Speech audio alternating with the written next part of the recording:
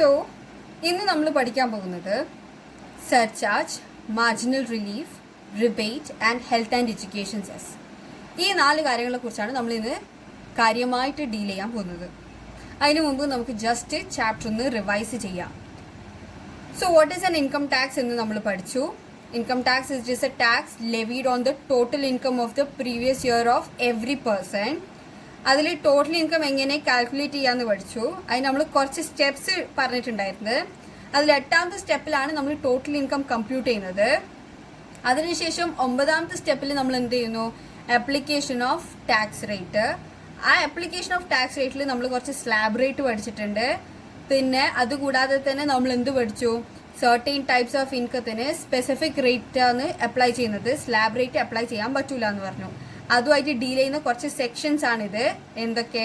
Section 112, section 112A, section 111A, section 115BB, section 115BBE.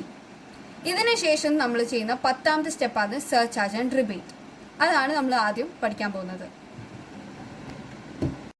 So what is A surcharge? Surcharge is a tax on tax. It is levied on the tax payable and not on the income generated.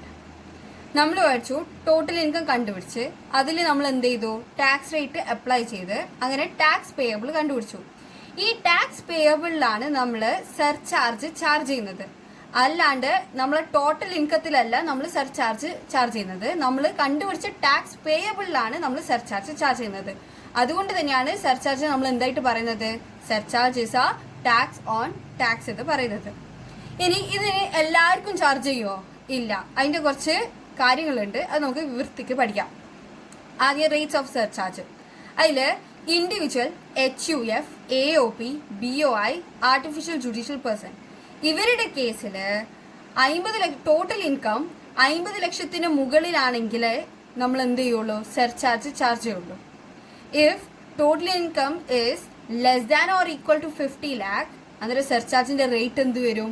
നില്ല് വരും. 50 ലക്ഷത്തിന് മുകളിലായാൽ മാത്രമേ surcharge charge ചെയ്യുന്നുള്ളൂ. 50 ലക്ഷത്തിൽ താഴെ, 50 ലക്ഷമോ 50 ലക്ഷത്തിൽ താഴെയോ ആണെങ്കിൽ സർചാർജിന്റെ റേറ്റ് നില്ലായിരിക്കും. ഇനി if total income is greater than 50 lakh but less than or equal to 1 crore, then it is 10%. നമ്മൾ 10% ആയിരിക്കും ചാർജ് ചെയ്യുക. Greater than 1 crore, less than or equal to 2 crore ആണെങ്കിൽ 15%, greater than 2 crore, less than or equal to 5 crore ആണെങ്കിൽ 25%, ഇനി greater than 5 crore ആണെങ്കിൽ 37%. ആരുടെ കേസിൽ? Individual, HUF, AOP, BOI and artificial judicial person. ഇനി ഒരു കോപ്പറേറ്റീവ് സൊസൈറ്റിയോ ലോക്കൽ അതോറിറ്റിയോ LLPയോ ഫേമിന്റെയോ കേസിലാണെങ്കിൽ അവർക്ക് 1 crore ആണ് ബേസിക് എക്സെപ്ഷൻ ലിമിറ്റ്. 1 crore മുകളിലാണെങ്കിൽ സർചാർജ് ചാർജ് ചെയ്യും. Less than or equal to 1 crore ആണെങ്കിൽ നില്ലാണ് സർചാർജിന്റെ റേറ്റ് വരുന്നത്. 1 crore മുകളിലാണെങ്കിൽ 12%.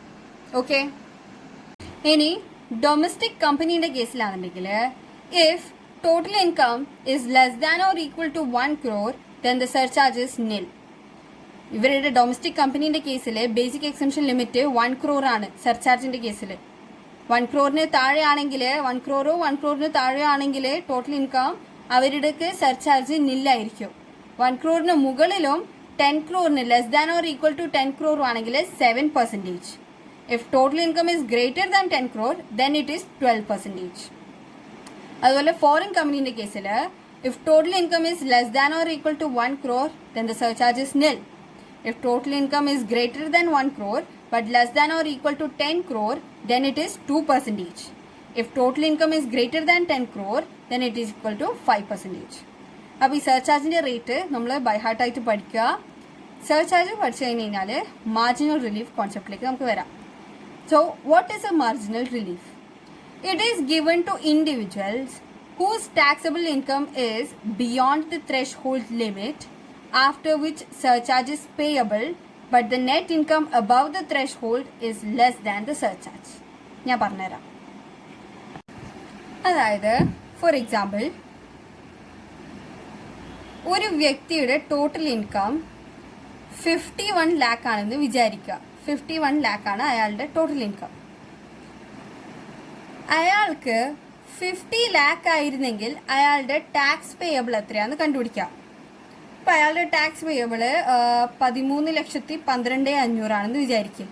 50 lakh ആണ് അയാളുടെ ടോട്ടൽ ഇൻകം എങ്കിൽ അയാളുടെ ടാക്സ് പേയബിൾ എത്ര വരും? 13,12,500 വരും. പക്ഷെ ശരിക്കുള്ള അയാളുടെ ഇൻകം, ടോട്ടൽ ഇൻകം എത്രയാണ്? 51 lakh അല്ലേ അയാളുടെ ശരിക്കുള്ള ടോട്ടൽ ഇൻകം. അങ്ങനെയാണെങ്കിൽ 51 lakh വരുമ്പം അയാളുടെ ടാക്സ് പേയബിൾ എത്രയാണെന്ന് കണ്ടുപിടിക്കുക. ശരിക്കുള്ള ടാക്സ് പേയബിൾ എത്രയാണെന്ന് കണ്ടുപിടിക്കുക. അതായത് 14,76,750 ആണ് കിട്ടുക. ഓക്കെ, അപ്പോൾ ഇവിടെ നമുക്കറിയാം 50 ലക്ഷം ആയിരുന്നെങ്കിൽ അയാൾക്ക് സർചാർജ് ഉണ്ടോ? ഇല്ല.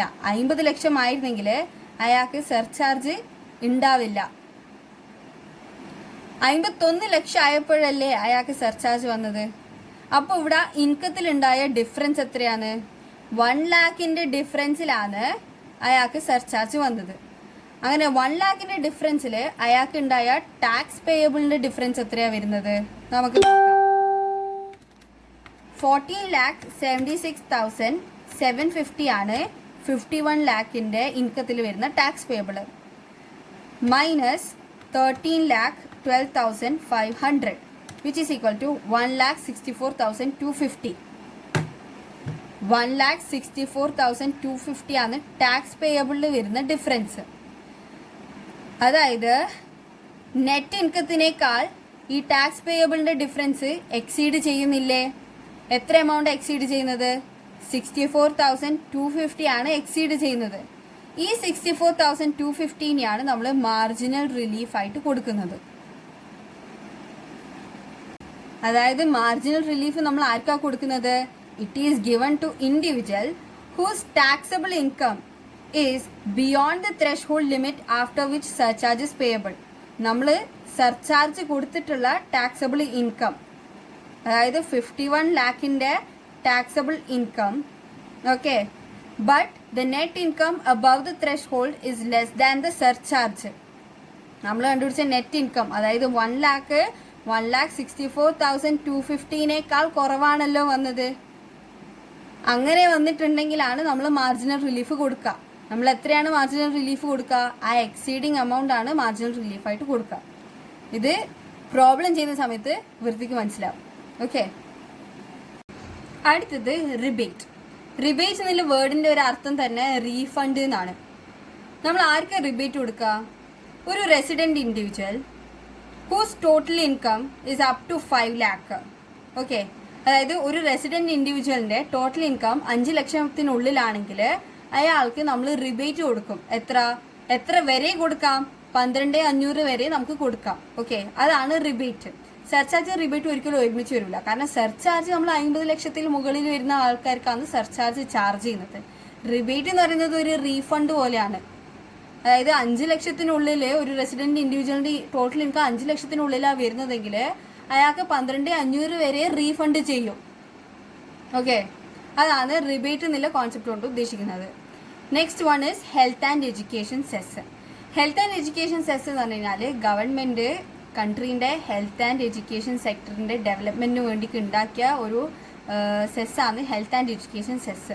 അത് നമ്മൾ 4% ഓഫ് ഇൻകം ടാക്സ് ആൻഡ് സർചാർജിലാണ് നമ്മൾ ചാർജ് ചെയ്യുന്നത്.